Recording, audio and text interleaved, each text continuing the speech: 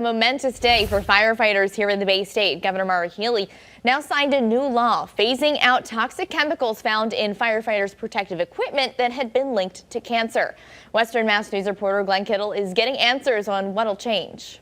The president of Professional Firefighters of Massachusetts, Richard McKinnon, says he hopes this new law will provide gear to the next generation of firefighters without the potentially deadly effects of PFAS chemicals. The devastating impacts are so clear. Higher incidence of cancer, severe repercussions as well on health, and we needed to act. A bill years in the making, banning potentially deadly PFAS chemicals from firefighter gear that have been linked to cancer. Now state law with Governor Healey's signature on Thursday. President of the Professional Firefighters of Massachusetts, Richard McKinnon, highlights the hidden risks firefighters have been taking while they risk their lives for others. What we found out several years ago is that the gear that we wear on every single call is highly saturated with this PFAS chemicals, forever chemicals, very toxic and known cancer-causing chemicals. Senate Bill 2902 will block firefighter equipment manufacturers from distributing gear containing intentionally added PFAS by 2027. McKinnon tells Western Mass News research and development into new PFAS-free equipment is underway and hopefully will be good to go by the deadline. We work closely with our International Association of Firefighters. They're actually testing